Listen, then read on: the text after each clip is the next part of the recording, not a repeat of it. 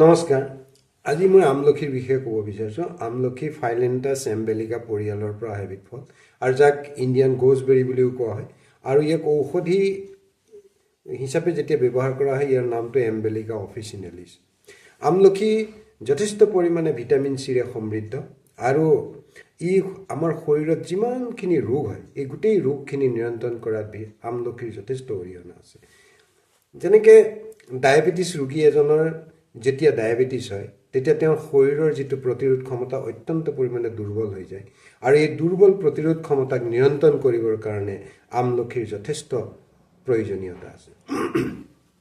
আমলখি ভিটামিন চিৰে সমৃদ্ধ হোৱাৰ কাৰণে আমাৰ শৰীৰৰ যি প্ৰতিৰোধ ক্ষমতা বঢ়ায় আৰু এই প্ৰতিৰোধ ক্ষমতা বঢ়োৱাৰ লগে লগে শৰীৰত ডায়েবেটিছ ৰোগী এজনৰ যি ইনচুলিনৰ নিঃসৰণ হয় শৰীৰত, এই ইনচুলিনটো নিঃসৰণত আমলখিয়ে যথেষ্ট পৰিমাণে সহায় কৰে, যাৰ ফলত শৰীৰত চেনিৰ মাত্ৰাটো নিয়ন্ত্ৰণত থাকে।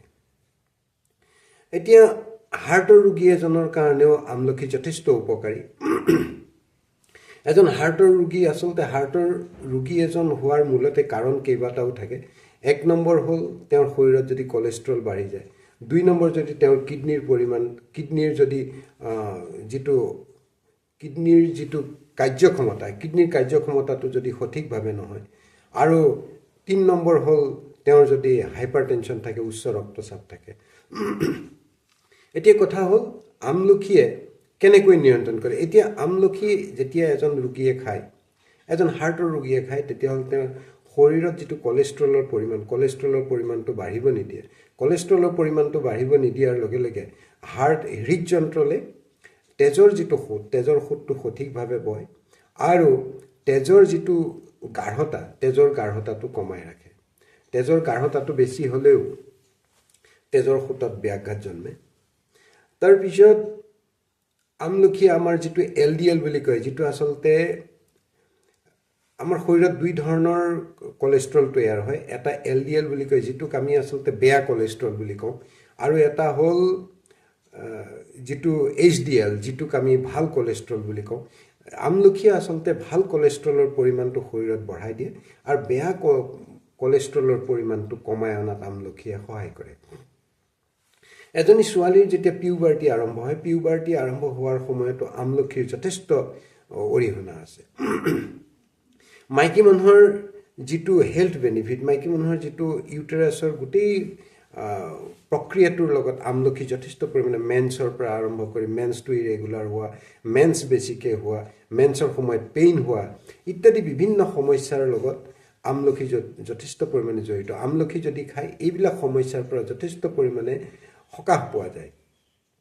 আমলখি এটা এণ্টিঅক্সিডেণ্ট হোৱাৰ লগে লগে আমাৰ শৰীৰত যিবিলাক বেয়া দূষিত যিবিলাক বস্তু থাকে সেইবিলাক শৰীৰৰ পৰা বাহিৰ কৰি দিয়াত আমলখিয়ে যথেষ্ট পৰিমাণে সহায় কৰে। ই আচলতে এণ্টিঅক্সিডেণ্ট হোৱাৰ লগে লগে আমাৰ শৰীৰৰ যিটো আমাৰ স্কিন আছে, আমাৰ স্কিনৰ যিটো গ্লেজ উজ্জ্বলতা, স্কিনৰ উজ্জ্বলতাটো বঢ়াই দিয়ে। আমাৰ বহু মানুহৰ অকালতে বাৰ্ধক্য অহা নিচিনা লাগে। সেই ধৰণৰ মানুহখিনিয়ে যদি আমলখি সদায় খায় তেতিয়াহ'লে আচলতে এজিং যিটো সমস্যা, এজিং সমস্যাটো কমি আহে। আৰু ছালত যদি কেতিয়াবা ক'লা স্পট পৰে, ক'লা স্পট পৰিলে আমলখি যদি সঠিকভাৱে খাই থাকে, আমলখি সঠিকভাৱে খাই থাকিলে ক'লা স্পটবিলাক লাহে লাহে ৰিমুভ হোৱাত সহায় কৰে।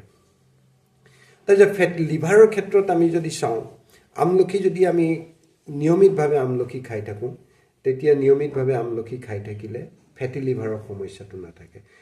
ফেটি লিভাৰ মানে লিভাৰত যিটো চৰ্বি জমা হয়, এই চৰ্বিটো নিয়ন্ত্ৰণত থাকে। আৰু আমলখিৰ লগতে আমি খাদ্যত আচলতে মই এতিয়া এই কথাটো এটা লগতে আপোনালোকক জনাই দিছোঁ যে আমলখিৰ লগতে আমি কিন্তু নেমু খাদ্যৰ তালিকাত আচলতে সংযোগ কৰিব লাগে। এতিয়া কথা হ'ল যে আমলখিটো আমি এতিয়া খাম কেনেকৈ? চুবাই খাম নে তাৰ পাউডাৰ কৰি খাম, নে ছিজনৰ টাইমত আমলখি হ'ব তাৰপিছত আমি কেনেকৈ খাম? তো আমি এটা কাম কৰিব পাৰোঁ। আমি বজাৰৰ পৰা 1-2 কেজি আমলখি আমি কিনি আনিলোঁ, আনি পেলাই তাক গৰম পানীত ভালকৈ ধুই, উতলাব নালাগে, গৰম পানীত ভালকৈ ধুই পৰিষ্কাৰ কৰি আমি এটা ডাঙৰ জাৰত আইনাৰ জাৰত আমি আমলখিখিনি ভৰাই দিলোঁ ভৰাই দি পানী অলপ উতলাই তাক ঠাণ্ডা কৰি উতলাই পেলাই আমি যেতিয়া ঠাণ্ডা কৰোঁ তেতিয়াহ'লে তাত কোনো ধৰণৰ বীজাণু থাকিব নোৱাৰে সেইকাৰণে পানীখিনি উতলাই ঠাণ্ডা কৰি সেই পানীখিনি যদি আমি সেই জাৰটোত ঢালি দিওঁ আৰু একেবাৰে ডিঙি মানে জাৰটোৰ ডিঙিলৈকে যদি আমি পানীখিনি ঢালি দিওঁ আৰু তাত 1 চামুচ বা 1.5 চামুচ আমি তাত নিমখ দি পেলাই আমি সেইখিনি 15 দিনমান থৈ দিব লাগে থৈ দিয়াৰ পিছত